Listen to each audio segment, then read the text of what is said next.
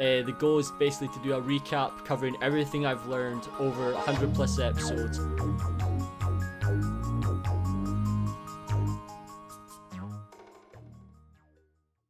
Hello everyone and welcome to the Show Art Podcast. I'm your host Ross Baxter. If you want to grow as an artist and learn what it takes to make it as a career, start now by subscribing and clicking the bell so you don't miss anything. And today is literally the last episode of the show, and today, you know me being me, I wanted to make it a good one for you guys, and I had to bring on a special guest for this. He's been my mentor, but most importantly, he's been a great friend over the years. We have Alex Jerjomin on the show. How you doing, Alex? Good to have you back. Hello, everybody. He's back.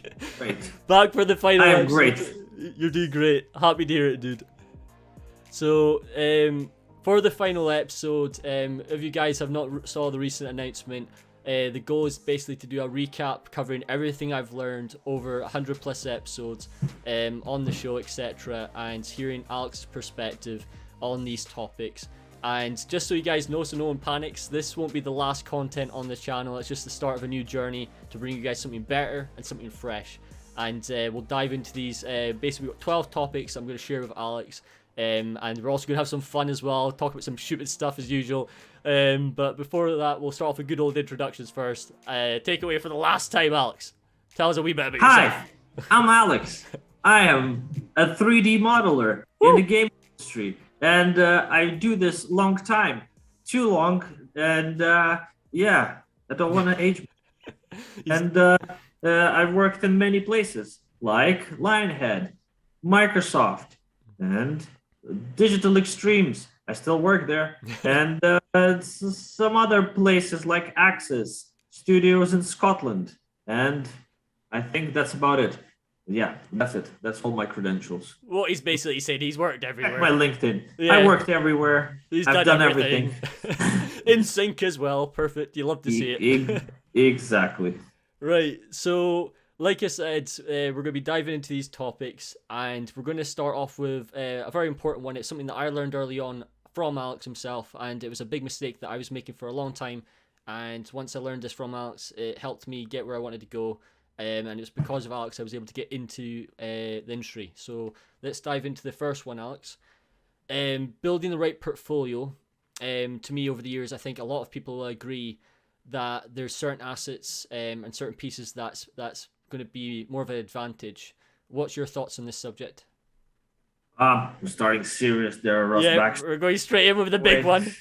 Okay. Right. Well, I mean, my kind of opinions haven't changed since the last podcast in terms of portfolio, but it's basically like a lot of people trying to do too much and they overthink it. And it should be really about, like, for environment artists, it should be about like perfect couple props, 3, 4 maybe, and maybe a little environment just to show that you can put it together. But it's literally not about the quantity or the scale of the work, but it's about showing your skill set. So you can show your skill set by modeling a giant Star Wars ship with 3,000 polygon per square inch and 15,000 textures that will take you 1 year to make, or you can show your skills by making a small little mouse, or maybe something more complex, but nothing too crazy, something that will show your skills, your creative abilities, but something that wouldn't kill you in process of making. Definitely. And on this subject, same goes for same goes for characters, for concept artists, for animators. It's more about quality over quantity, and it's always about the fact that you are judged on your worst work. So always post your best stuff, delete your old stuff, and keep progressing, and over time you'll get there. Yeah, because the reason why I want to start off with this one, I know we had to start off with a bang, but it makes it interesting straight off the bat. But that's true. So I've had these conversations back and forth with Alex over the years. So, for example, my biggest mistake, I did finish it and I did get some help with it. But when I did start my train piece, etc., it was, I'd say, too ambitious at the time, and it was pretty big. Alex was basically telling me at the time, Ross, right, let's make it smaller. Let's make it more efficient. Let's actually understand the pipeline. So what we did was basically a cassette player, etc. And he taught me the foundations of that to just focus on the pipeline rather than trying to be overly ambitious. Do you think when it comes to the portfolio side of things, this applies to all things, not just environment artists, but have a few personal pieces and then just a few go-to pieces, smaller assets, or do you think just focus on the smaller assets? What would be more viable to you? This is interesting because it's one of those situations where a lot of people who don't know everything yet, Mm-hmm. like they just started out, they've been doing 3D for a year, for two, and 3D is very much like it's a long journey of realization. It's not just even about your skill. Like for me, as I grow older, things click in my head, they start making sense. Like, what I'm saying, stuff just that I used. It's like school, so you go to school, you learn history, and sometimes you just remember the dates to answer it in the exam, but you don't actually put yourself in the situation. You don't actually realize what you're learning. It's the same in 3D. And so I feel like when you're doing your personal work without like significant amount of skill, Mm-hmm. you tend to how would you put it? You overthink it. You kind of overestimate the scope, underestimate the scope, and with the skills that you have at the time, you struggle to make what you want to make, because it's like, how can you make a giant jungle Mm-hmm. if you don't really know how to make a rock? You know what I'm saying? Or a tree. Definitely. I would suggest personally, like, it's always great to have passion, and it's always great to think about like, oh, in the future I'm going to make this and I'm going to make that. But I would suggest, like, first focus on small things and perfect the skill, because with every new asset you're going to make, you're going to be improving, getting faster, getting better, understanding better. And then eventually when you're like, you know what, I can pretty much make any asset I want, or I can make a character I want. Now let's go beyond that. Let's put a bunch of assets together, make that happen. Like for me, man, personally, I've been most of my portfolio that I've done personally was always props. Mm-hmm. A few little environments, like I think you've seen the stylized castle. Yeah, and also, dude, your latest one as well. That was sick. I'm so gassed when I so saw it. I was about to get to that. So That was my favorite one. Your best and piece I've seen. recently I kind of like, well, I'm sort of transitioning right now from games to more than that. I do a lot of freelance, and although I work in D and it's my lifetime company for sure, Mm-hmm. I do a lot of freelance on the side, and freelance very much stopped being games and started being trailers, and I'm hoping to get into movies. So I needed to update my portfolio, and with the skills I have now, I was like, okay, I can probably push it now. I can go for bigger environments, more ambitious projects. So I made that kitchen. I'm working on a DeLorean project that's been like taking forever. But Is that the same DeLorean we've been talking about? yes, Yeah. the problem with that is it's not that I'm taking ages with it. It's more like it's like I started it literally 2 years ago. Mm-hmm. I was planning to just make it a quick thing, but then I was like, nah, this has to be like a film ready prop, to start putting so much detail into it, But then a lot of work came. I had to pause it for a bit. Like I didn't work on it for a year. Then I was like, wait, I didn't really want to make that DeLorean. So I come back to it. I spent another week. Now it's like fully modeled.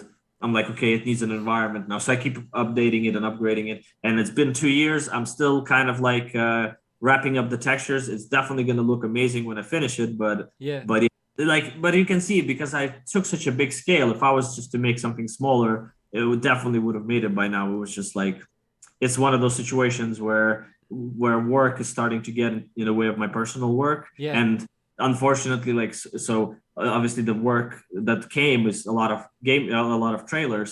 So that would be a lot more beneficial for my career growth than making my personal projects. Mm-hmm. So I thought I'll pause the DeLorean for now. Kitchen was a success. Let's wait a bit and then make the DeLorean. Yeah. Well, you said quite a few great things there that I think, to be honest, I don't even know have I touched this on the podcast. I do not know. Right. So, what's your thoughts on? So, if you're switching to VFX at the moment, what's your thoughts on? Say somebody has a fully kind of fleshed out ArtStation portfolio. Yeah. Do they keep it or do they chuck it? What's your thoughts on that? Oh, they keep it. They keep it, so you should keep Yeah, what you've got. it's because especially today, like the quality bar of the games is almost there with the film, Hmm. and pipelines are actually a lot more similar these days than they were before. Of Because course. the poly counts were extremely limited in games, and texture count, like the texture count is still a big difference. Like we in VFX and trailer work, like there actually is a lot more optimization than I thought there would be, because Hmm. they've really about the render time of each frame, so you don't want to like have 1,000 textures on the little toothbrush or something. You know what I'm saying? Yeah. But the pipelines are very similar. So I'd say the difference between game art and the VFX art is that in games we model high poly mesh, we bake it down. We kind of stopped doing that recently because it's not very high detail enough. Hmm. The textures don't hold up that way. So now we started doing more uh, um, um, scalable workflows and complicated shaders to mimic what we used to do in texture. But modeling wise, it's literally the same. So the VFX part of things is that you model high poly mesh, and but then you just throw textures on that.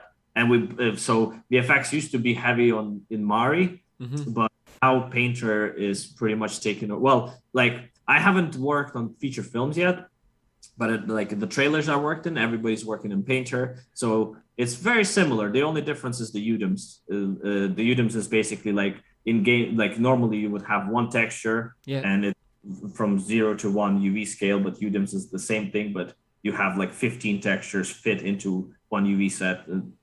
Complicated stuff, but yeah, It's very all similar. necessary. It's well, the reason why I wanted to ask the question is like, well, things obviously things as we know it's constantly evolving. Things are changing, and I've always thought every time I've interviewed someone on the podcast, it's always led to a very important discussion, and this leads on to the second topic that we want to discuss today, and it's being more independent and trying to how can I say it's learning that early on. I think it's easy to obviously get comfortable in our uni days because obviously we're not really on a deadline. Yes, we have certain ambitions and drive etc. during our modules and that, but we don't have like the pressures of the job actually like what you experience in the industry. What's your thoughts when it comes to the whole concept of independence? Should that be just drilled into you straight off the bat, or what's your Yes, thoughts? I think it's literally probably the most important thing to understand from the very start is like just because you're in university, it's like my lecturer in uni. I think I said it on the podcast, but he always said that that was like his thing. He's like getting into uni for 3D is like getting a gym membership. It Okay. means go there, but it doesn't guarantee you're gonna get buffed just because you got the Yeah, membership. you have You to have to learn the put in the ropes. work. Yeah, exactly. So it's the same with this. It's like learning 3D is very much an individual process. Like you do learn from other people, but nobody in the industry ever going to sit next to you and be like, okay, now you click this button. Okay, now you click this button. It's not really how it's done because other Yeah. people focusing on their craft and their even lectures. Like my lecturer from my university is still posting on ArtStation and trying to like improve himself all the time. So Hmm. it's things where you just have to understand that the only source you have is yourself, and nobody's going to give you a magic button to say this is how it's done. It's all about just putting in the time, the 10,000 hours, as they like to say it. I don't think it's Yeah. many hours, but like it's definitely a lot of hours, and it's just about grinding and keep working. And yeah, like independence in the sense of discipline as well, because a lot of people, they like to, they usually people who looking for careers like that are younger. They're still in the party time age. They're still in, I'm gonna go out with my mates, have a few beers. Yeah. All that is great, but you have to have like at least like treat it as a full time job and like 8 hours a day. You sit down, learn, make new portfolio pieces, keep improving until you better. Yeah. So one of the fun things, right? Right. This has always been a debatable subject that I love to bring up when it comes to the Mm-hmm. independent discussion. What's your thoughts on modules being, how can I say it, more shorter but more kind of efficient? So I've always so there's 3 times on the podcast I've been talking about. Imagine you were basically given almost like industry, like say you got given at university a day to make an asset, and basically Yeah. you got put through this for like say a month, depending on obviously trying to find the right balance. But do you think when it comes to the education system, they should, I know things take times to evolve etc, but if you were to go back to your uni days, would it be more beneficial for you if you're getting short, snappy assignments constantly? Would you be more comfortable starting your first job if you had that experience? I think that's an interesting one because it's one of those situations. If you make the modules too short and too quick, Mm-hmm. the student's generally a lot slower than like an industry professional, right? So it might be overwhelming and might like in my uni we had I believe like modeling and texturing wise just 3 projects per year, Yeah. and then last year just one, which was the short film. But yeah, it's one of those situations where if the modules were like maybe in the beginning of the uni were very short, like make a lamp, make a phone, make like a box kind of situation, just literally super basic, then I see no problem with it. But I guess it depends on the complexity of what you're doing. And Okay. it does take a long time as well, because when I was in uni, I was still learning, of course. And like a lot of the times I always wanted to make sure that my stuff is like the best in class and all Yeah. that. So Setting the standard. but I wasn't the best in class. Like I was definitely like lacking a lot of experience. So Yeah. what I would it's like I would start it like on the module. Like for instance, we had a module of making pod racer for Star Wars, right? Right. Sick. Cool. So I would do it for a week, and then we had like I believe we had 2 months to do it, so it was pretty long time. I would do it for a week. I'm like, okay, this sucks. Start again. Do it again. Now it's improved because I already applying the knowledge I learned from previous modeling. Yeah. Sucks. Do it again, and I just kept repeating and repeating until I had like a perfect model. You know? That should be the module then. So like literally, so imagine you got given, you say for example, it was, I don't know how they do it, but that'd be pretty cool. I've never talked about this on the podcast, so it'll be interesting. So imagine you had one module, right? That was like build this asset. So we're talking Star Wars. So we're making let's make droids. Okay, we're making a droid, and then three months down the line, we go back to the droid again. We make it again, and then 3 months down the line, we make it again, and then do you just so it's like figuring out the same, like going back to like. It's that whole concept of going back to your old projects. Some people disagree about going to old projects, but I think I think it's important. I think you learn a lot. I think it's one of those situations. I never recommend like so say you finish something, right? I wouldn't recommend going back to that because it's one of the things where you would have made a lot of mistakes while making it, fundamental mistakes at the core of the piece, right? Because you're just starting out. So now going back and fixing it would take you longer than starting again. But I don't see anything wrong with doing things again. Like for instance, I don't think I've actually done that. Like again, like it's in the portfolio piece.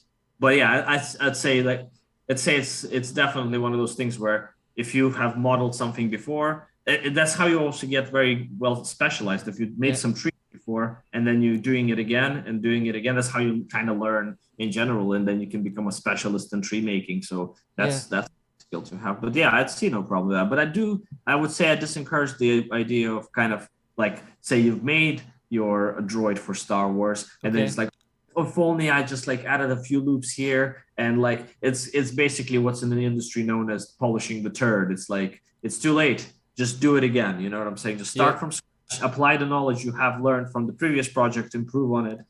I see no problem with that. But then again, it's like it's one of those situations where you want to kind of diversify a little bit. So you don't want to be just doing the same prop over and over and over again. You do want to have multiple projects going so that you have diversity in your portfolio and in your skills, because not everything is the same in modeling. Yeah.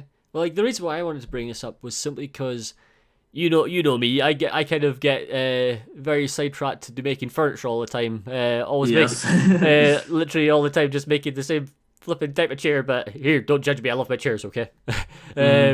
Literally, I make like a chair a month. It's like if I'm not making chairs, I don't know. I should become the chairman. Love your chairs. You love your chairs, man. Obsessed with my chairs.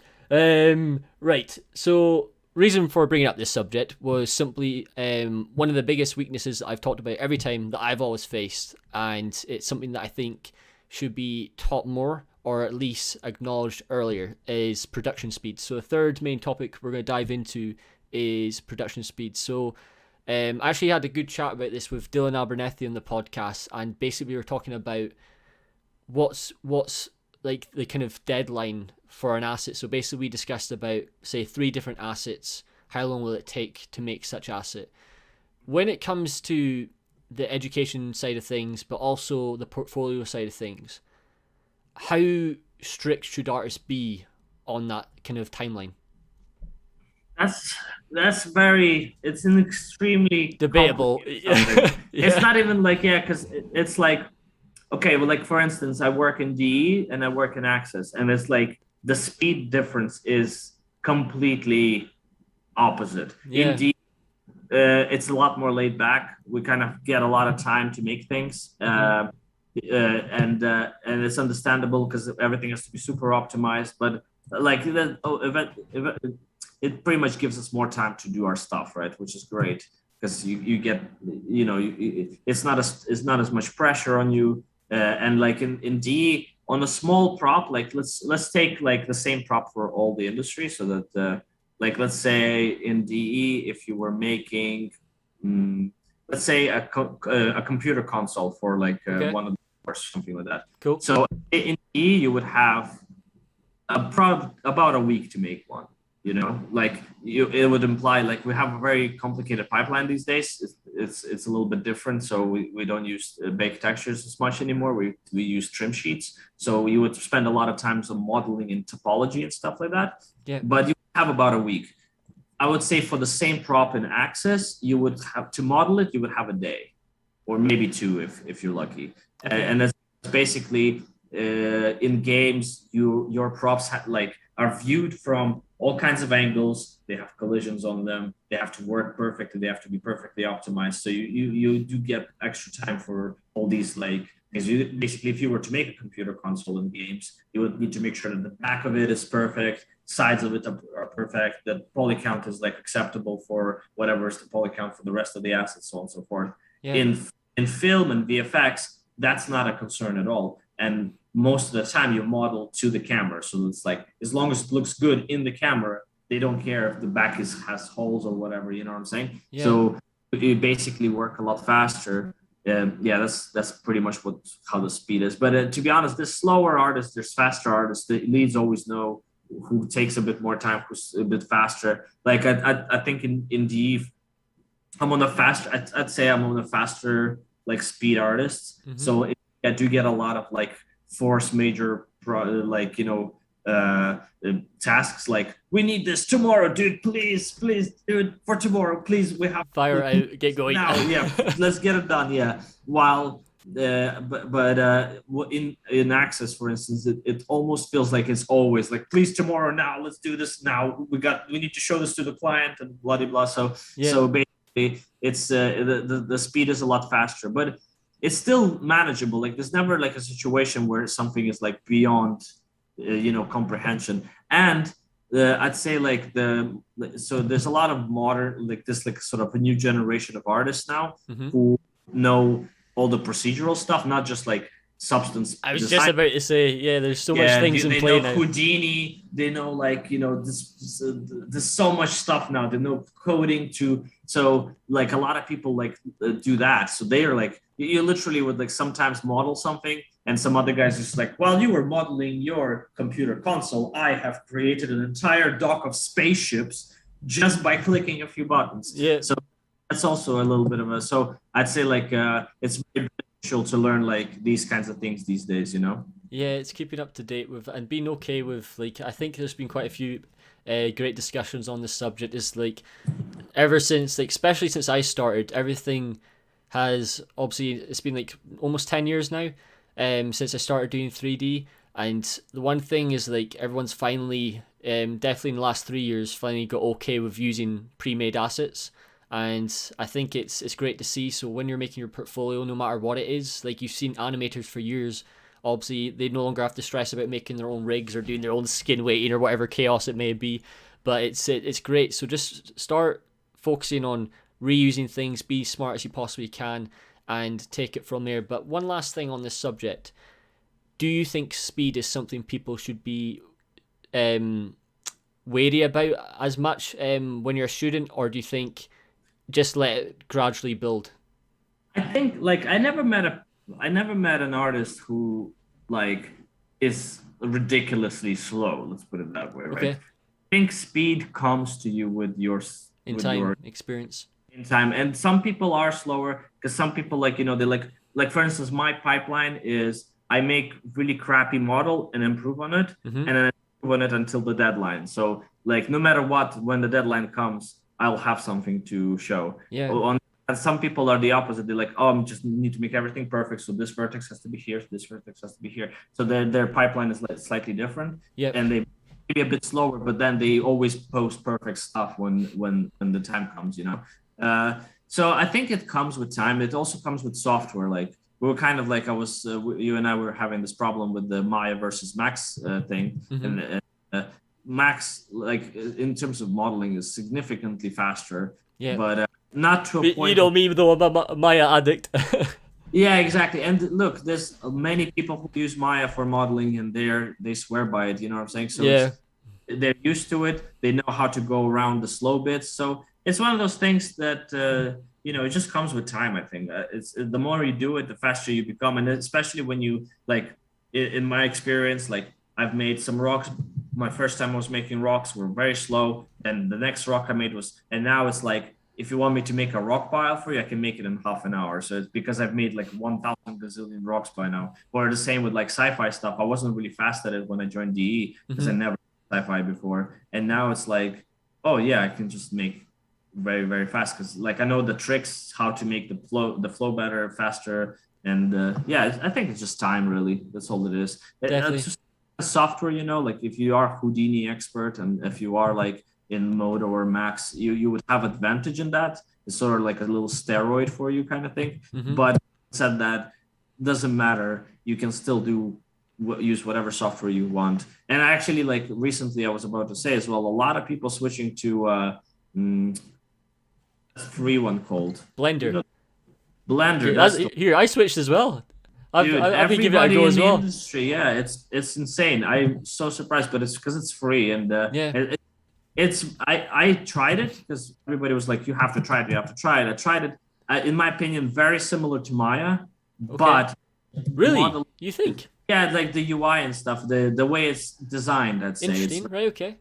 But I think it has a lot more like sort of modeling tools that are. It's modeling focused, definitely. It's very like if you're talking about like the one thing that's driving me crazy, but that's why there's plugins for it. But it's definitely not designed for UVs whatsoever. Like if you're doing UVs, just please stick with Maya at the moment, or I don't know, find something different. You can use the plugins, but to be honest, it's terrifying the UV kind of setup they've got in Blender at the moment. But the good thing is that it's evolving so quickly. And we were actually we've talked about this. I'm pretty sure I was talking to you beforehand. So the one thing that I'm still so shocked about is why Autodesk took away their free download, etc. Like it completely shifted. So when I was actually talking about this on the Business for Artists podcast, it's like so there's a thing called Google Trends. So Google Trends allows you to see how much a subject's getting talked about. Blender is literally skyrocketed like this, and Maya and 3ds Max are just like they're not talked about. They're literally they're just fading. So it's going to be interesting what happens with Autodesk in the coming years. Like, do they change their plans? It's going to get interesting. I think Autodesk's problem is that they focus too much on the industry and not too much on the like they get you still have the student licenses and all that, but it's that means you have to be an actual student. Not everybody goes to uni or college to learn this stuff. Of course. And it's this huge barrier where basically people who want to learn 3D can't afford because like I'm paying for all my software nowadays because I do a lot of freelance. And dude, it's a lot of money. It's amount of money, and especially for people like for me, it's okay because with it's kind of like when I ask for whatever wage I want is like I put that into perspective. I'm like, okay, well, I'm paying this much for Max, this much for Painter, this much for ZBrush or whatever, and it's all now like the subscription base. So they're kind of shooting themselves in the foot in that regard. But I think industry itself is still kind of very Autodesk heavy. So I don't see that changing.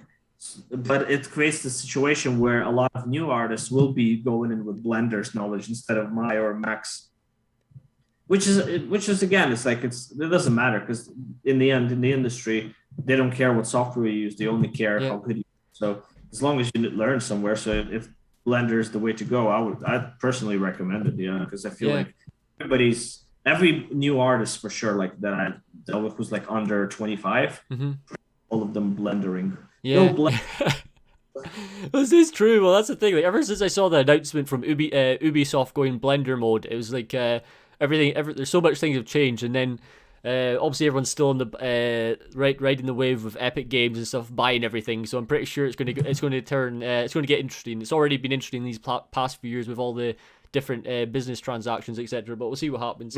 But to carry on this theme, as we are going down this constant express train of chaos, the next one. So this is one that I think is not talked about enough, and it's knowing your skill set.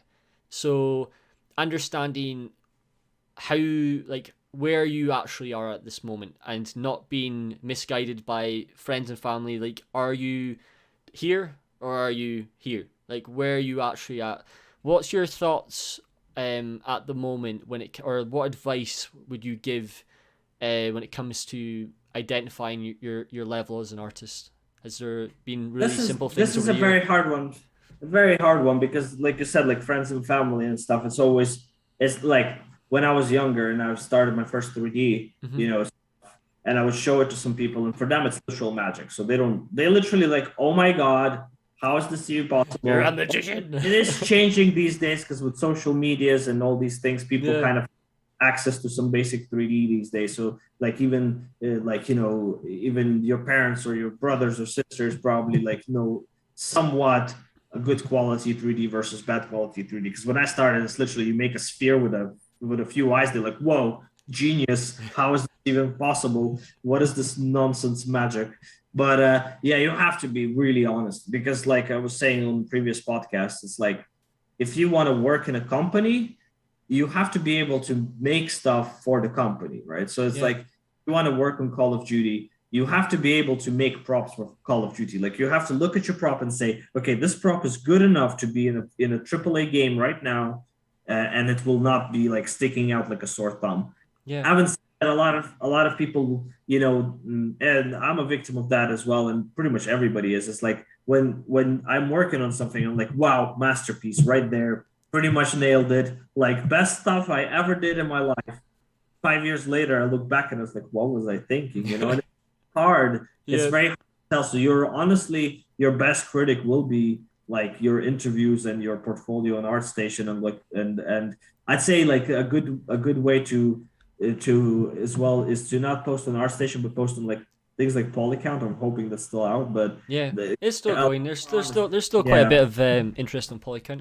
The thing about it at Polycount is that you post there, and it's people who are doing the same thing as you, and they're gonna look at your stuff and they're gonna be like, "This is a pile of poop.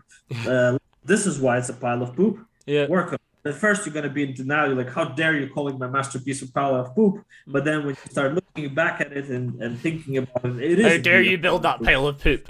Exactly. Greatest line ever on the podcast.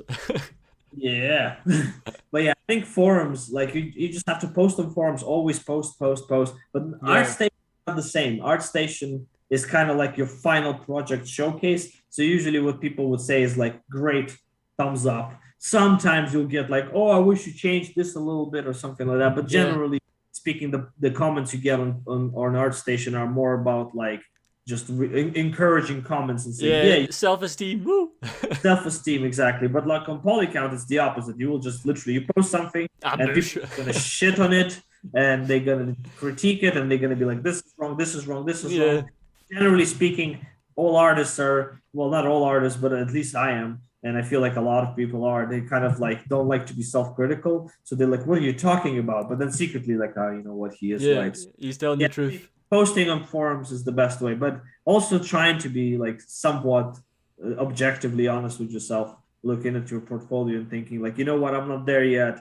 I still have to like learn. And there's different tiers of industry companies as well. It's like working for, say, Blizzard or Activision or Ubisoft. You have to be at a very good level to produce props for these games. But if you're thinking like Little Big Planet, I don't know, like a bunch of mobile games, you know what I'm saying? Like that, the quality bar is still high. Like you're still not going to be getting away with like bulls with with eyes on them, but it's not the same kind of quality bar. So you have more chance getting into those companies if you're on that skill level.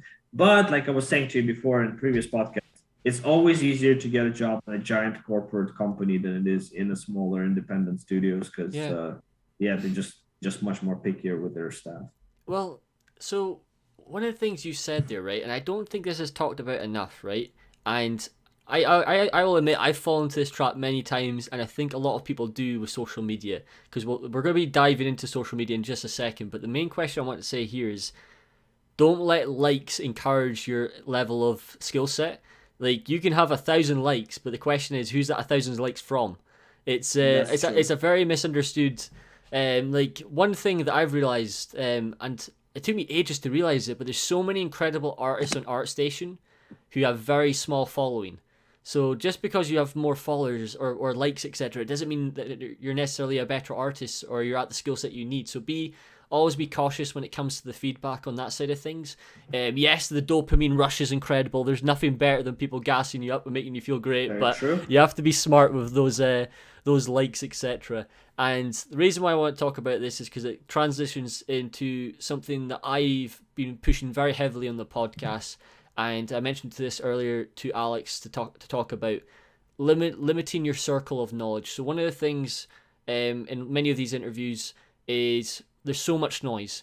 Even, for example, me adding my perspective on this podcast, once again, that's another person's perspective, but what's your thoughts on the amount of information students are taking on these days? Like, for me, this is going to sound extreme, but I'm only subscribed to like 4 YouTube channels. I'm not subscribed to 1,000. I follow under 10 people on every social media platform. So I'm very different when it comes to the whole following of most people. What's your thoughts on that? And do you think it's hindering people's progress? That's very hard for me to say because when I was starting out, like that wasn't a thing. There was like 1,000 YouTube channels with portfolios. So my only way of sharing my work is just to post on my university forum you did maybe post on Facebook or like some other I think like there was like a bunch of websites like Digital 3D, Eat 3D, things like that. Dude. And then it's like the only way to share my work, And now it's like, you do get a lot of you get thousands of tutorials. People do things very differently. I think it's one of those situations where 3D is very much a problem solving job, so have a problem in front of you, you need to do this thing, and there's hundreds of ways to get to that thing. There's like a guided pipeline, you have to do high poly, you have to UV, you have to texture, but how you do it is entirely up to you. So you can learn from like this guy and this guy. I'd say there's no such thing as too much information, but I'd say don't take anything for for final. Like, don't take it as a That's a good point. Don't just because this guy on YouTube said this is how you're supposed to do it doesn't mean that he's right. There's probably a bunch of other ways to do it, and also I think it's good because you should just kind of collect small bits of information. Like this guy merges vertices this way, this guy uses shortcuts this way, and this guy models things this way, and then you combine it all into your own way of doing things. Definitely.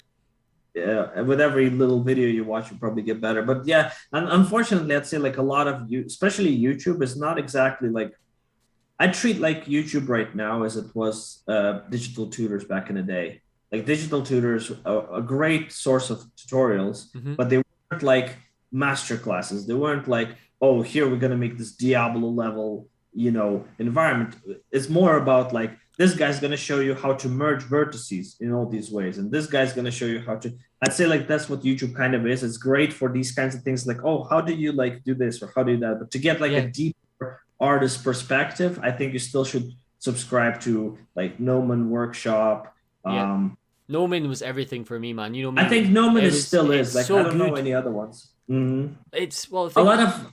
On you go. Oh, I was about to say a lot of artists on ArtStation sell their like workflow, their sort of like work in progresses or their tutorials. I think this is a much deeper and better way to learn like sort of deeper artistic views. And again, it's one of those things where it's not about like, oh, this guy, I want to learn how to make a spaceship. I'm going to watch this tutorial on how this guy makes spaceship and do the same spaceship. It's more about looking at this guy's like way of working, looking at what he's thinking, and then sort of applying it to your own stuff and trying to do your own stuff. But yeah, I think there's no such thing as too much information. It's just that you have to learn to know what's good and what's bad, and just take good things, drop away the.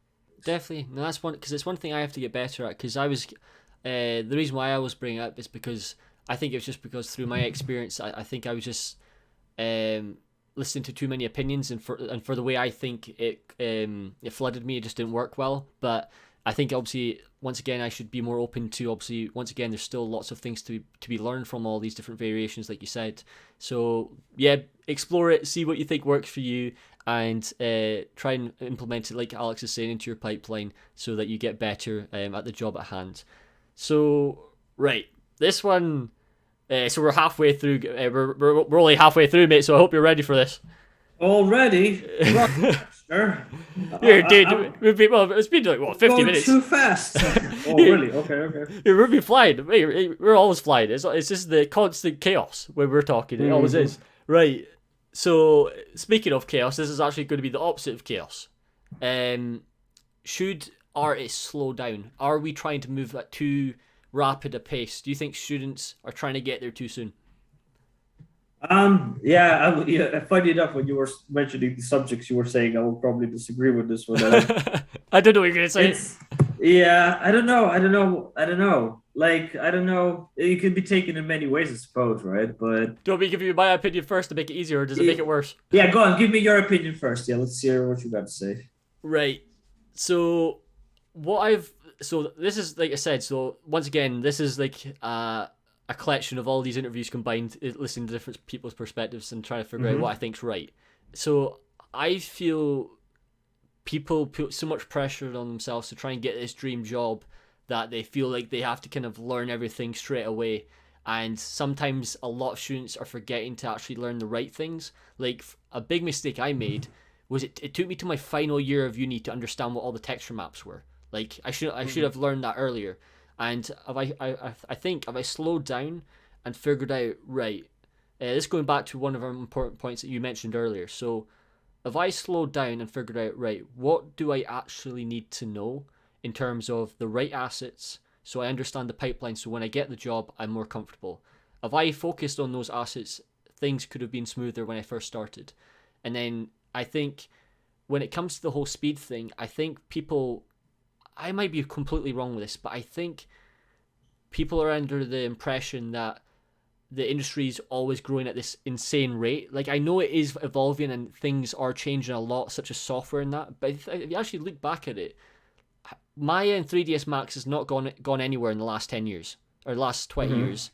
Texturing's evolved since the Photoshop days, and we're now doing things in Substance Painter and Substance Designer, and yes, there's scans, etc., but it's not going as fast as I think people think it is. So that's like the perspective I think if you want to get the job that you want, like, there's no rush. Like, I always think one of the most important things you can ever do when it comes to growing yourself as an artist is having a part-time job, not art related, like learning the side things about socializing, being part of a team, whether it's just on a till. Like, that side jobs were more beneficial to my growth moving forward than just focusing on the art was. So I'm not sure if that helps your response. It helps. I think well, it's kind of like almost like a multiple subject thing here, So like on what you were saying about how industry is growing, but Maya and Max never gone away. That's why I would say, like, fundamental knowledge is always, like, it doesn't even go down to 3D. It goes back to art, literally, in the sense that fundamental art theory is still the key to success in art, right? Yeah. So like position, color theory, lighting, cinematography, photography, even, is all these tools are like fundamental to 3D. They're still there. Yeah, they're not going to change. Yeah, it's like a lot of people do. I wouldn't say it's a mistake, but I would say a lot of people, they jump steps. They go far too fast. Like, I'm going to learn how to use all these cool plugins here, but they don't understand. Like you said, you didn't understand what mapping is. I had the same thing. Dude, literally the same situation, and I got something stupid to say. I'll let you finish your first. yeah. Well, go on, say it. Dude, I didn't insert any roughness maps until my final submission in uni. I Dude, didn't it's know the what it was. same I was thing. like, what on earth It's is the this? same thing. I literally the same because, like again, like I was saying in the beginning, it's one of those things where you learn it as you learn history in school. I learned dates. I learned there has to be specular map, there has to be Yeah, diffuse, there has to be normal map.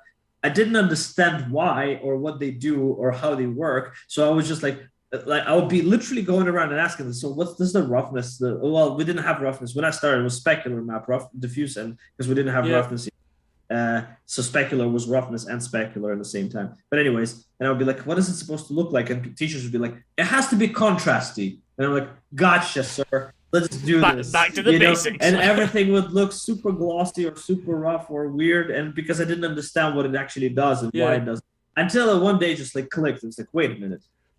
So the roughness map just makes things shinier. Well, I mean, I understood that part, but that's what I'm saying. I knew all these things. Like I yeah, knew it make shinier or not shinier, but I just didn't understand that it's just like you just logically look at like I don't know, like I was making stupid things. For instance, I would make a spaceship, right? And hmm I would be, how do I make a cool texture? I would go on like texture website and be like, I guess rock texture for the spaceship would work great. It just yeah, it made sense. I was just making stupid decisions by eyeballing things, and now it's all clicking. Like, oh wait, like obviously the ship is made out of either paint or metal, yeah, and as supposed to have like I guess paint would be rough.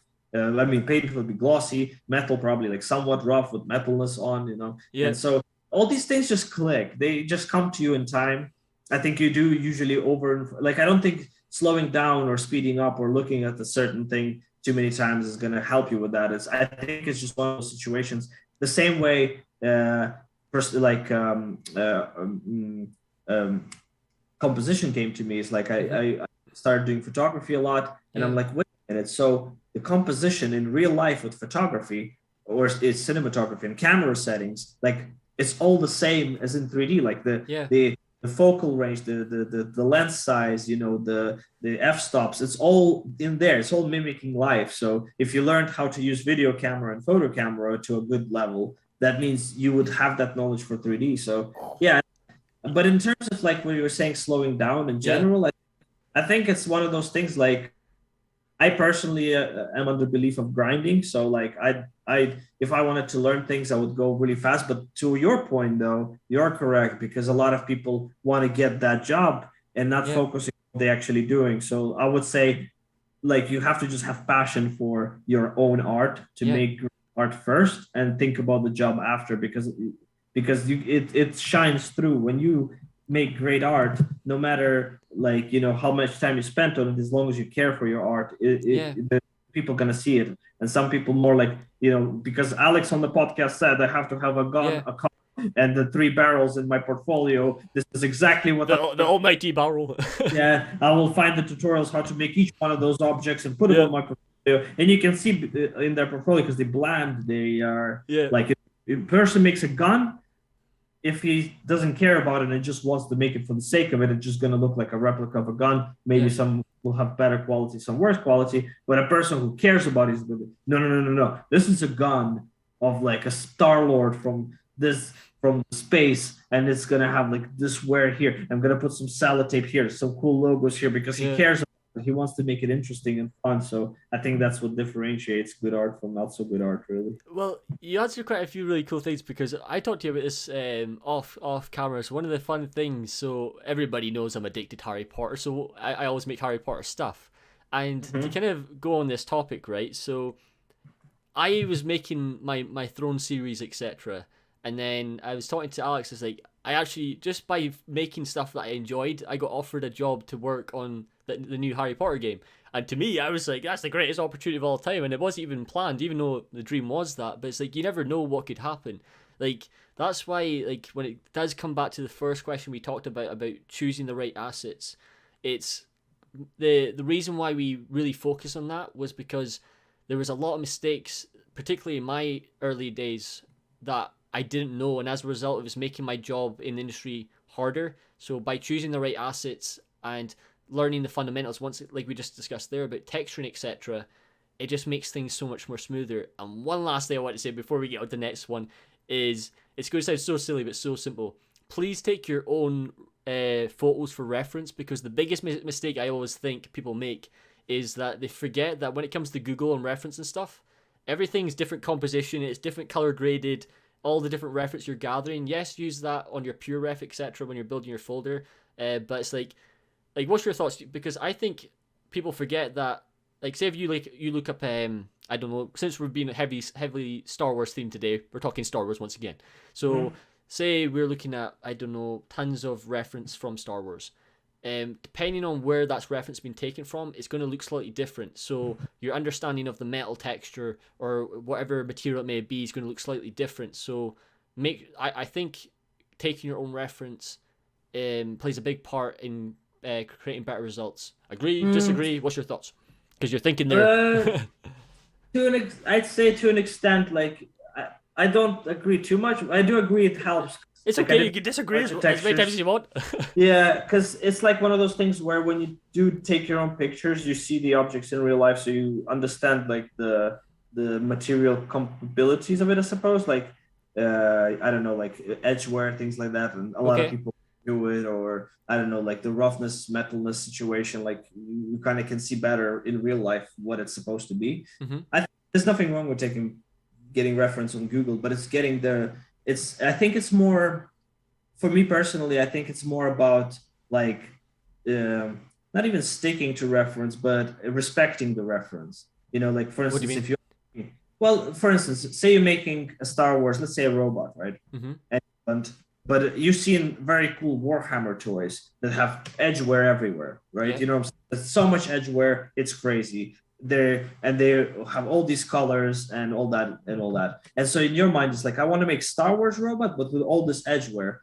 Reality is like Warhammer toys are very stylized. So like it works in that universe because that's the style they went for. But if you make it something realistic, edge wear is not something you see in a daily life unless it's a very specific materials. Like cars don't have edge wear. Computers don't have edge wear. You know, but because there's an edge wear filter in Painter, people like to edge wear everything. You know what I'm saying? Like things like that, or ambient occlusion. A lot of people like to add a lot of ambient occlusion into things because they think it pops, it makes the things, but it doesn't. It diminishes the realism, because in real life you don't really have ambient occlusion. You have somewhat ambient occlusion created by just the bounces of light. You know, so in other words, respecting the reference. If you're looking at making an edge-worn robot, you have to look at real edge-worn materials in real life, like tanks, weapons, something that's basically painted metal, but painted with thin layer of paint. And like, okay, it would have chips close to the edge. It might have some like worn off paint over here, you know, very subtle, very,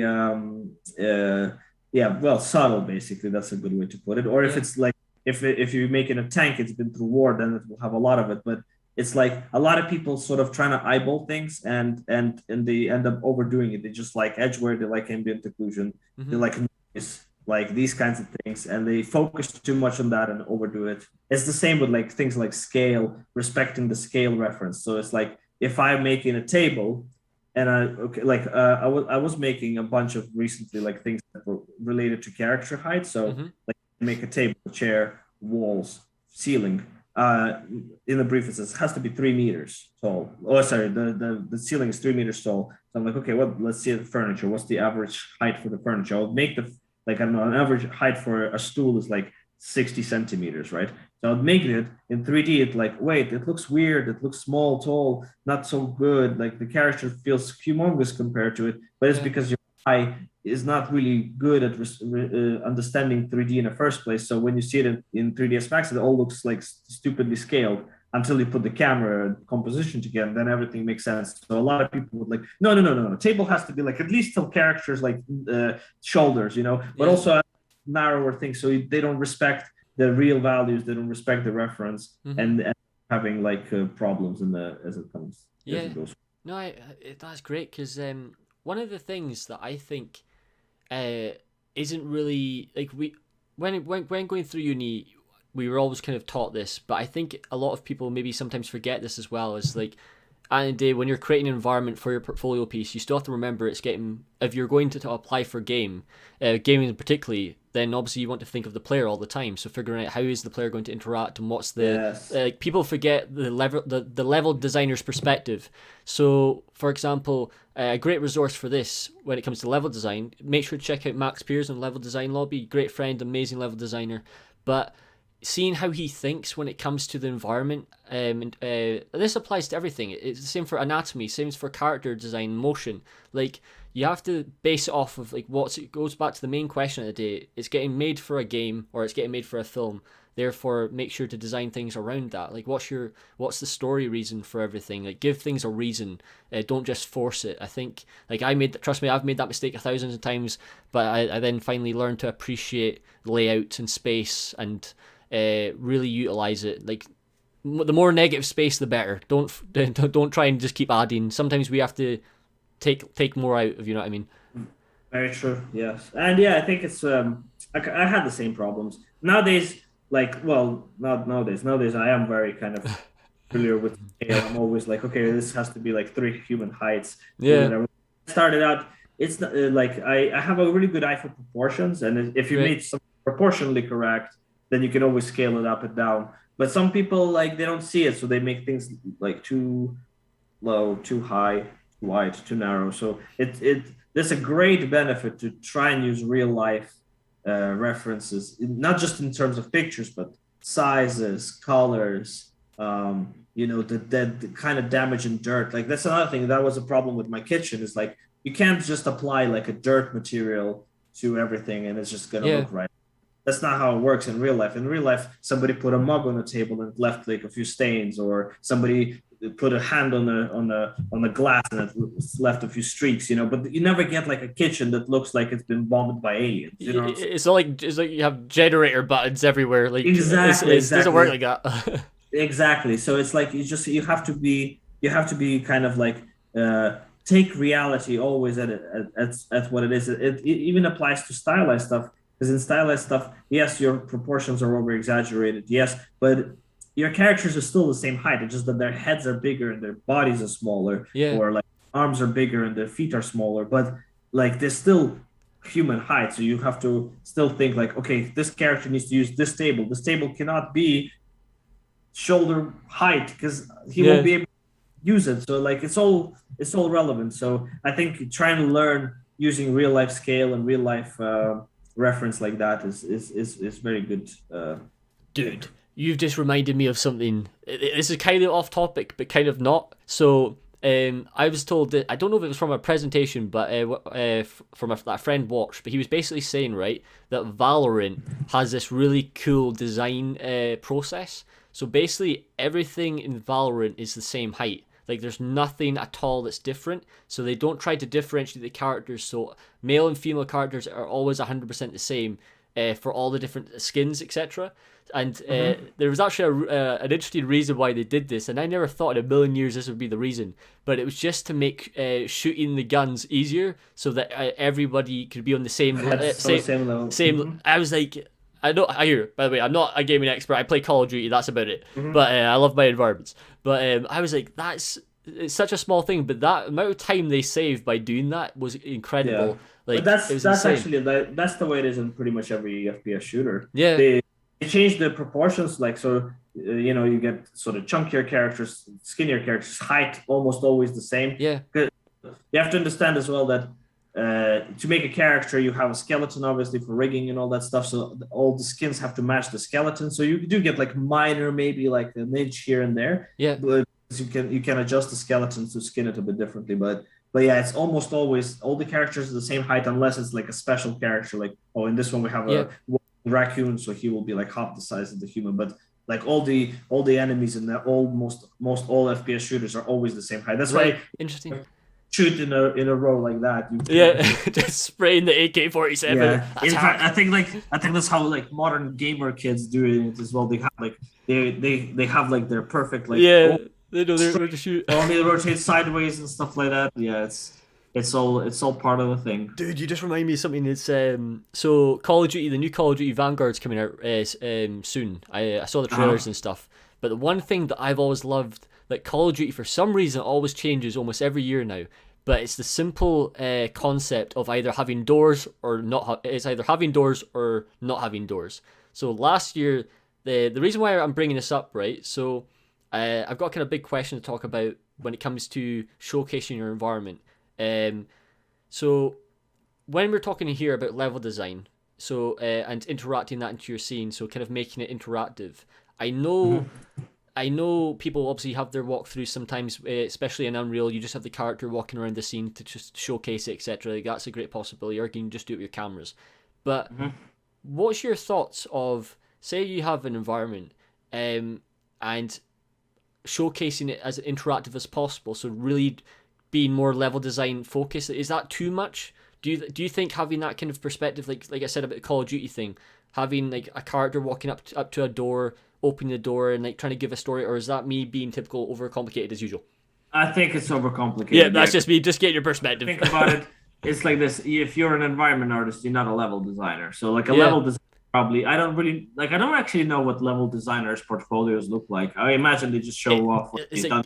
It's games, like grey boxes stuff. Grey boxing, or white boxing, whatever you want to call it. Yeah, that makes sense. But but as an environment artist, you're not responsible for any of that. So like the game designer will say we have indoors and we're not having indoors, and then the environment artist just makes them or not makes them kind of thing. I think in generally speaking, for a modern artist, what's important is just making things look good. Yeah.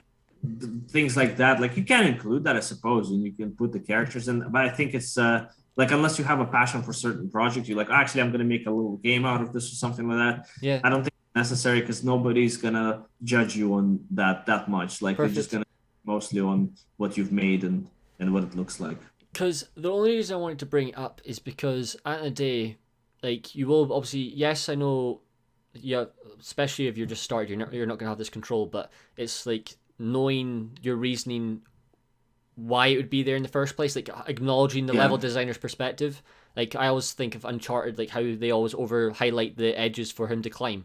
The way it works is like it's usually a team process, right? So you would have like one guy would be like, we need some kind of pockets for the cliffs so that we know that that's where the hands go. You know, the designer would put like some boxes in there saying like this somehow needs to be highlighted. Then maybe a concept artist will just say, oh, this should be just like grooves in there, you know, that fit hands, you know. And I would model it and I'd be like, you know what, why don't I paint some chalk on it, so like as if somebody was marking them before, and that way it will be like a good game design thing. Then my boss will be like, that's not a bad idea, I'm going to check with designers. Designers going to be like, that's not a bad idea, let's do that. Or sometimes it's the opposite. I'll say something like, let's put flags in those holes, and then my boss will be like, I guess it sounds like a good idea. Unless the designer's like, that's a terrible idea. Let's not do that. Let's do chalk instead. That's a good idea. And so it's kind of like a back and forth on meetings. Usually that's the way it works. Sometimes it's literally as easy as the concept artist would just nail it from the first go. Yeah. And we just sometimes designer would nail it. But yeah, usually things like that is more about like just sort of team brainstorming and just figuring things out. And sometimes it's just like idea pops in your head, you know, sometimes you're just making something and be like, you know, I feel like maybe that would work better that way. And then, and then you say it to your lead, and then the lead would be like, actually, yeah, I like your idea. Let's go with that. Let's just do that. And then kind of go, you know? No, like, thanks for sharing that, because it's always a topic, like, you know me, I always tend to overcomplicate things, but it's always a fun topic to talk about.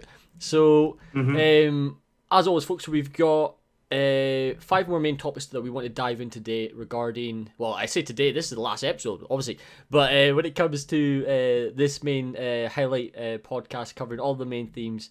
So the next one, and this is one that I've made very clear on the podcast because it's a mistake I made, and it's kind of a one that's not really art related, but it's being prepared before you start your probation period, like actually having everything set in stone. So when you get your job, if you have to move, make sure everything's already organized, because you don't your 3 months probation period, or even 5. It's normally 3. It does depend sometimes. But what's your thoughts on that? Do you think I know it sounds maybe something so obvious, but I think it's something that you don't want to rush. Yeah, definitely. It's one of those situations. Actually, that's a good topic, really, because I've been in those situations, especially in the first jobs. Like, well, I guess the probation period and like life situation, it could be the same topic, could be slightly separated, but But like I'd say, yeah. So especially when you get the first job, it's like you gonna struggle no matter what. Like your first job, you're gonna be just thrown into the loop. You will not know half of the stuff, half of the software. Every company has like different pipelines, different software to use. So Yeah. you're gonna be learning all this stuff, and the companies expect you to. So don't get it twisted. Nobody on there, like if they know that it's your first job, they're not going to be like, oh yeah, of course he knows how to use Airforce, our servers, and like everything that we have here. Here's your package. Go for it. It's usually like there's going to be like a lot of the times it's like you get in, leads don't know what to do with you, so they sort of like start to like, I guess, probe you in a way. So they're going to just start throwing random stuff at you to be like, hey, why don't you try making this? Why don't you try making that? And then they're Maybe gonna some level, see what you're capable of. Yeah, that's typically like a very much a first job thing, is when you not necessarily creating art, but like fixing other people's stuff, or making like game design sort of things, like collision changes and stuff like that, fixing bugs. Yeah. But yeah, so having like, when you obviously, like, you're never going to get a job like next door to you. That's really rare. That's like never happens unless you live in Guildford. That's where all the jobs are.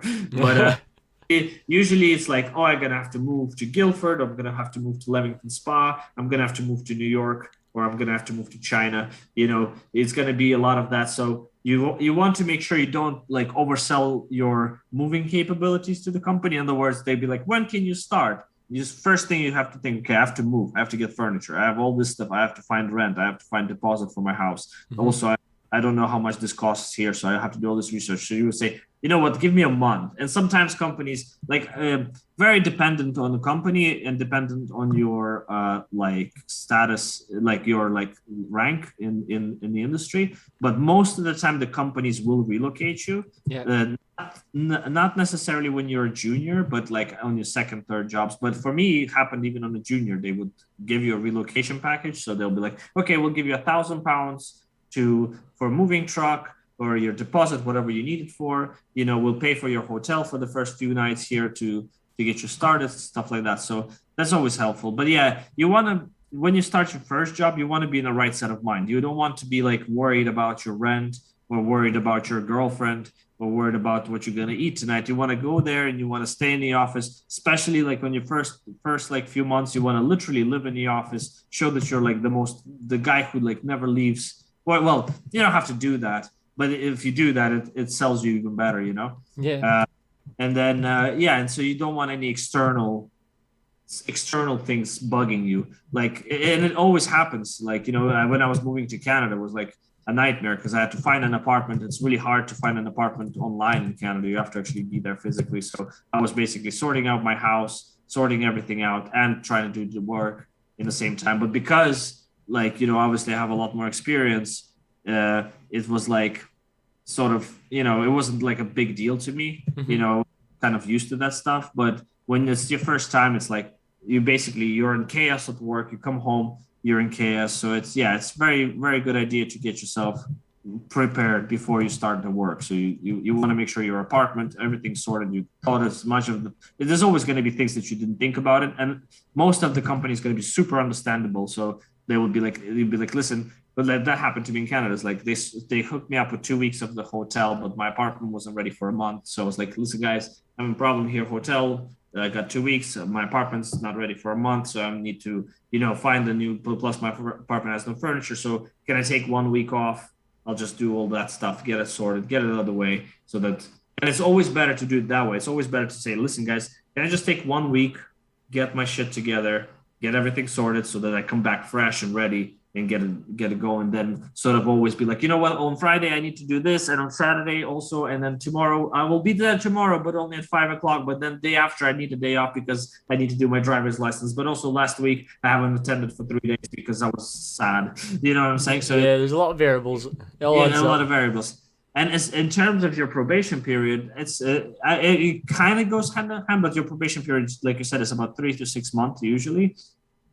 One thing about probation periods everybody has to understand is that they hired you because they believed in your portfolio, right? So like whatever you showed on your art station, they thought this is what this guy can do. So if they hired you, most of the time you are going to pass probation period by just doing what you've been doing so far.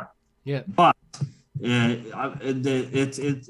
it's more like an interview where, in a sense, where they're testing your character, seeing if you fit in with the team, making sure you're not an asshole and stuff like that, you know.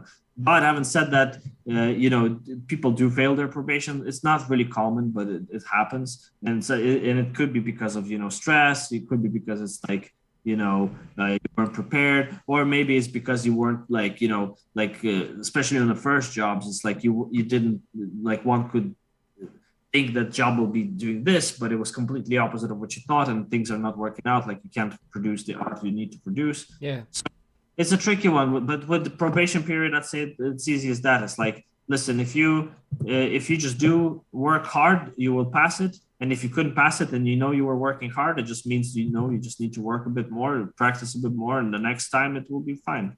And yeah, and usually companies are very understandable, and you do learn like so much.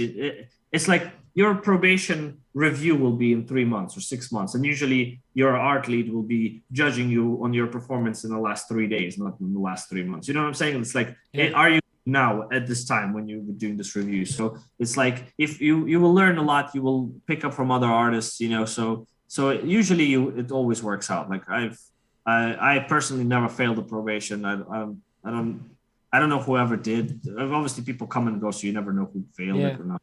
Well, at the end of the day, it's like, this all ties down to the one simple thing, but this simple thing is not always the easiest for everyone, and it's communication. And I think communication at the day is everything.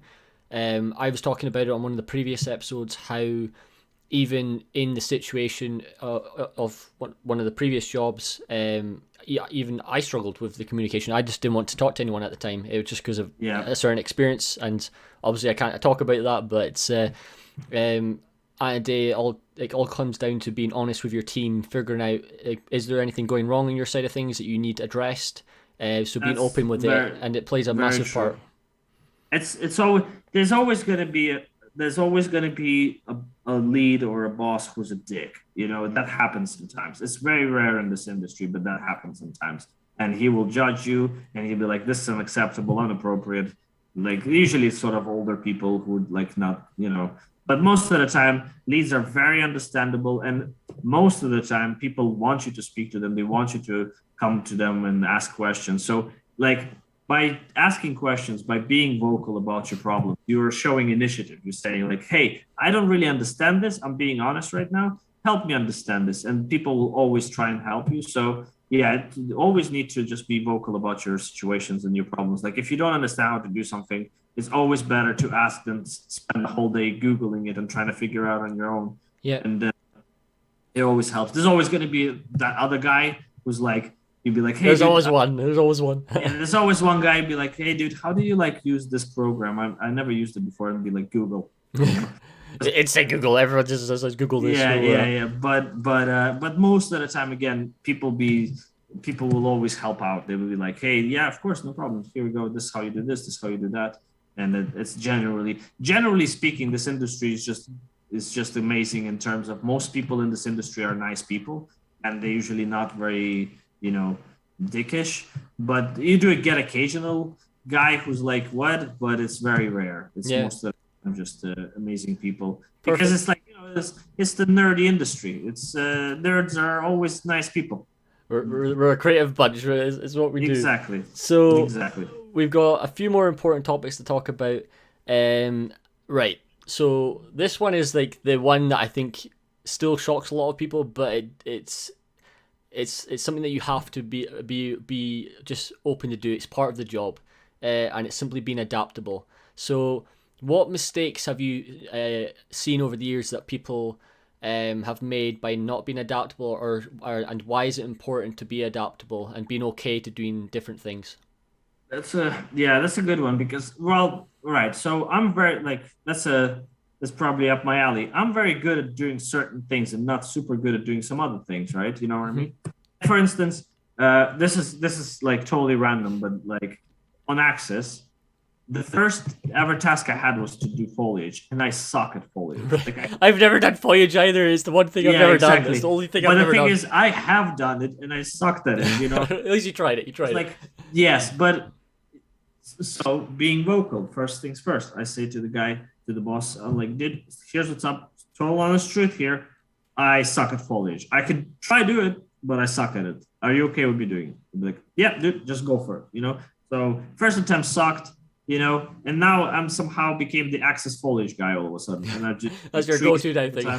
Yeah, exactly. So it's one of those things where, by just like, first of all, you're saying to your lead that, hey, I may not have the enough knowledge right now to perfectly execute the task. The lead will be like, sometimes probably in certain situations, he'll be like, actually, you know what, then I'll just give it to this guy because we actually need it tomorrow. So if you're going to struggle, we're better off like you doing something else. That's totally fine. But most of the time they'll just say, yeah, just give it a shot, see how it goes, and you go from there kind of thing. So perfect. It always works in the end as well, because when you trying to do something and you're aware that everybody's aware that you're not able to do it yet, you're not putting that pressure on yourself and not overstressing it, because if you fail, it's going to be okay. It's no big deal. Yeah.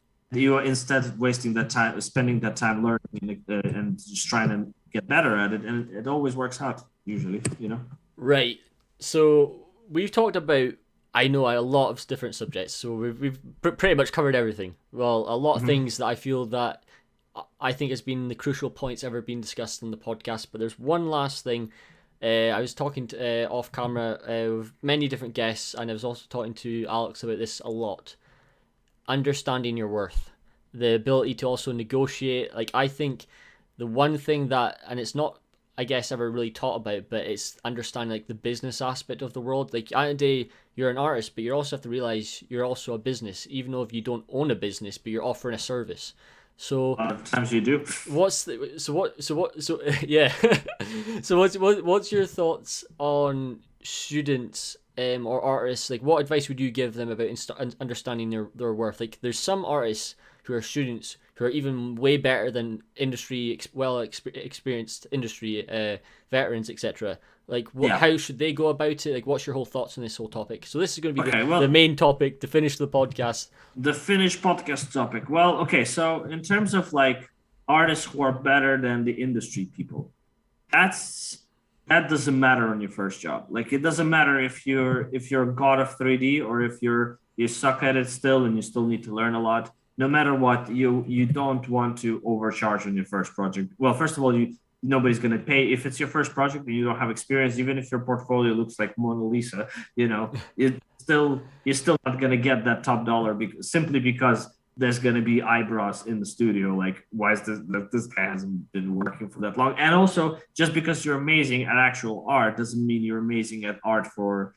this particular company, because you still have to learn so much that you wouldn't have access to outside of the industry. So regardless, being good though will get you there faster. So if you're really good, like on a second job, you can already charge double of what you charged on the first one, so on and so forth. So that kind of happened with me, because basically, like, not necessarily because I was that good, but because I was switching jobs so often. Like, I was from junior on the first job only lasted 7 months to like intermediate artist on the second job lasted a year to being a senior in the first like 4 years or 3 years of my career. So because I was jumping jobs so often. In terms of worth, like, it's one of those things where this is kind of like a little bit of, it's one of those like union questions, I suppose, but it's one of those situations where artists undervaluing themselves are putting other artists in trouble. You know what I'm saying? Wait, so like, what do you mean? Well, okay, let's say that one more time. So artists who undervalue themselves, not only hurting themselves in terms of financial situation, they're affecting the pipeline as well. Affecting the other artists, because say you and I applying for a job, right? Okay. And we have, let's say, the same amount of experience, and the company does need 2 people, right? Say you said, you know what, company, I'll work for £100 a day, and I said to the same company, hey, company, I'll work for £300 a day. So company hires you instantly because you're only charging £100. We're on the same skill level, right? Yeah. But they call me and they say, £300 too much, man. We can get the artists for like 100 these days. What's that? You know what I'm saying? So now I'm going like lower. I have to ask for lower salary because other artists charging a lot less. So it's kind of like the same in every industry. It's not like a unique problem to our industry. Valuing yourself is important for your own sake because you want to like this is a specialized career. In other words, this is the same as being, an engineer or a goddamn pilot. I don't know, like things like that. You put so much, maybe not a doctor, but certainly you put so much time and effort into studying the subject that you are worth more than like in that field you are worth more than the average guy from the street who hasn't got these kinds of skills. Right. So you charge more than like normal people charge for Starbucks job, and a lot of people in the industry are getting the Starbucks job kind of money. So yeah, first of all, I'd say minimum wage is not acceptable. Yeah, don't sell yourself short. Never do. Don't sell yourself short. There are like, I'd say there's kind of like a brackets. I'd say in England today with inflation, probably even a bit more, but I'd say like £100 ish for junior, 150 ish for intermediate, 200 ish for senior. Always ask for more than that if you're in these brackets. It could be even like, I don't even know, because another thing about this job is that nobody knows the actual brackets because our contract's not allowing us to speak about these topics, right? So I cannot come to another guy in the studio and be like, hey, how much do you make? And it's not professional and it's not acceptable. So sometimes these conversations come up, and that's how you learn things, and that's how you learn rough salaries. And also it depends on who you are. Like environment artists are not the top paid of the bunch. The concept artists usually get a bit more. Character artists get a bit more. So it's like I think the best way to learn is just to sort of fish out, go through like advertisements of jobs, say for companies, see what and get like the average or something. Get the average. Usually they post like we would pay you from 25 to 80 grand for this role. 80 grand is probably for the guy who's like veteran, super awesome guy, and 25 is like if it's your first job. So you kind of go in between the salaries they offer. But most importantly, what we're talking about it in the last podcast as well is like don't like this is a story about I heard that like in San Francisco, like in the Silicon Valley, a lot of companies like Blizzard, for instance, and stuff like that, they're paying a lot of money to their people, but the price of living in San Francisco is ridiculous. Like we're talking, it costs a ton. Dream, So you have to, and so there's been reports that some people literally live in camper vans in the car park of these companies because they can't afford life in San Francisco. So you do have to make sure like where you're going. If you go into London, you cannot live in London for £25,000 a year. It's just impossible. Just getting an apartment will cost more than that. So you have to kind of like look at these things. You have to know your situation. Yeah. Have to know your situation. As a junior, I guess you can still kind of live in shared accommodation and stuff like that because you're still kind of starting out. But after your first job, you do have to think about these things. Like you have to think like, where am I going? How much is life going to cost? Like, do I have a family? Do I have kids? You know what I mean? Things like that. It's all really important to add into your calculations. Yeah. Just to sell yourself. Just if you basically think that you can't live on the money you're making, that means you're making too little. Like I live comfortably, and I wouldn't say I make a lot, like millions or anything, but my job lets me live a comfortable life, so that means that everybody should be getting that too. Yeah, you should never be afraid to ask for more. It's a skill that we should make sure to try and get yourself more comfortable in doing. Exactly. I've only learned this skill as much, like, how can I say, in the last year or so, because obviously going into the world of business and learning that side of things, like I've had to. It's one of those situations that you have to learn to be comfortable. But the more it's the same as anything. The more you ask, the better you become, and it becomes second nature. It becomes easy. And most importantly, you begin to be able to hold your ground, and that's the thing that you want to be able to do. Like, don't never get taken advantage of. It's the one thing that so many youngsters are getting taken advantage of, and you just don't want to fall into that trap. I didn't have many situations there, but I had one when I was moving to Canada. I had 2 job offers from 2 companies in 2 different provinces in Canada, and so one offered me like the same kind of money as I was making in Lionhead, which was pretty good. And Canada's a bit cheaper than England, so it was pretty good money. Yeah. And then the company offered me like almost half of that. And so, and the company that offered me almost half of that was a company that is a lot more famous and a lot bigger than the one I ended up working for. Yeah. And so I just had to say, listen, here's what's up. These guys are offering me double, You're gonna have to change it, or I'm not going to you. Yeah. Simple as that. Yeah. So, and to be fair, they have increased the offer dramatically after I said that. That's good. So, like they weren't like, oh yeah, nobody cares. No, they were still like after me. They were still saying like, oh no, that's listen. Well, they were trying to sell it a bit differently. They were like, okay, we can increase it to this, but you have to understand our state, our province is a lot cheaper than that province. So like life is a bit cheaper.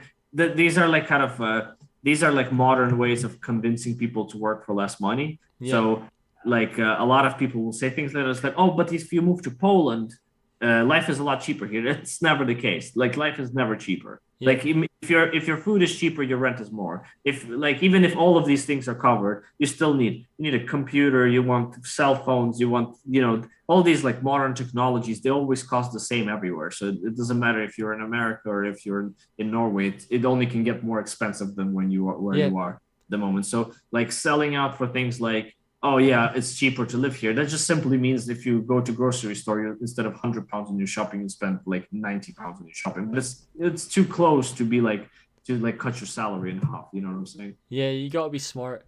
Mm-hmm. Alex, thank you so much for coming on the podcast. It's always crazy. Like I was always trying to figure out how on earth do I finish this podcast. I had no idea how I was going to do it, and everyone... We always end on a bad subject. No, here we can change it. Here the podcast is still going, but I'm just trying to figure out. Like, well, first of all, everyone who's been tuning in over the years, so I've now been doing it for 4 years. Thank you for your time. Everyone who's been coming on, like Alex, this is Alex's fourth time or something on the channel, just helping. I'm a regular. He's a regular. He's always been helping out, and make sure to check out what he's been doing over the years, because, like I said, I owe a lot of thanks to him. He's been able to teach me a lot in order to get where I wanted to go.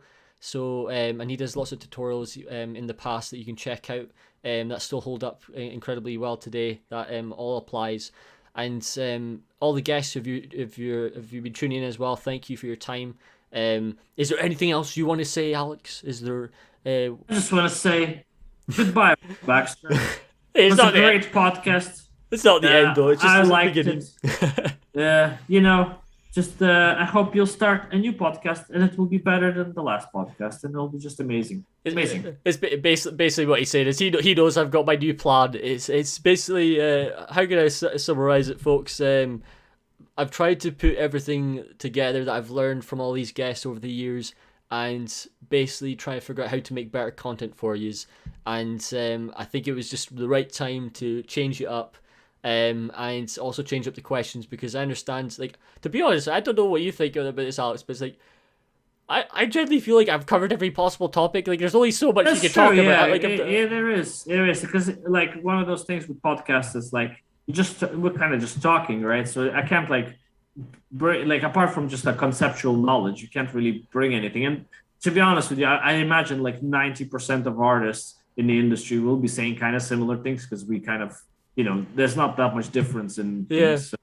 So yeah, I'd say like, yeah, it's maybe something deeper. Let's talk about like churches and rivers of Uganda or something. I don't know. Here, we will see what way it goes. But I've got a few things I've been working on for the last quite a while now, just trying to figure out, like I said, what I think is going to be more beneficial for you guys. So stay tuned. Like I said, it's not the end of everything. It's literally just the beginning of a new adventure on the channel. Alex, as always, if you guys want to check him out, all links are in the description below. You can find his art station, you name it, down there. Subscribe to my art station. Yeah, subscribe to his journey. Just like my art. Subscribe, please. It will really help out with sponsorships. And don't forget to thumbs up and click the bell button. Yeah, on this video. Woo! Yeah, on this video. No, you don't get any of that on Art Station. Just check out my Art Station. Yeah. You might like it, you might not like it, but Also, here we've got the promos out, we've got the knowledge. Alex, thank you so much. Once again, thank you everyone for tuning in. I don't know what else to say. I just want to say thank you. It's been a whirlwind. I didn't think it would ever. It's crazy because it started off with like me going, right, you know what? Let's start a podcast. Let's see what happens. And then it got to 10 subscribers. I was like, oh, got to 10 subscribers, and they went to 100. Now we're at 1,000. I remember growing. It's great. We're all helping each other. So we're getting somewhere. The journey to 10,000 subscribers is still on track. We're getting there. We'll get there eventually. But thank you as always, everyone, for tuning in. Leave a like if you enjoyed. Subscribe if you're new. And most importantly, I can't say it anymore. I was about to say see you in the next episode, but I can't. I'll see you in the next podcast or the next show or whatever it is. Stay tuned. And Alex, you're a legend. Thank you very much. Cue the music. Oh yeah. Dude, that was awesome.